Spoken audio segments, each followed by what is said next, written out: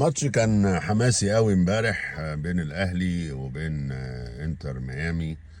ويعني انا اللي غطى على الماتش كله مش التفاصيل والهجمات والفرص والحاجات دي والتغييرات واللعيبه وميسي ومش ميسي.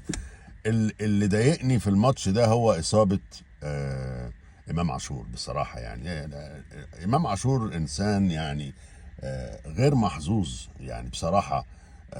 يمكن تقول لي ده لعب في الزمالك ولعب في الاهلي وبيلعب في المنتخب ومفروض ان هو يبقى محظوظ يعني. لا، بس اللي حصل امبارح يدل على انه هو يعني اكتر واحد في الملعب كله كان غير محظوظ ان هو يصاب. وبعدين المصور ما عادش اللقطة اللي هي اتضرب فيها، واحد ضربه في نص الملعب، احنا كلنا تقريبا لمحناها او شفناها، ووقعه ومن غير كورة.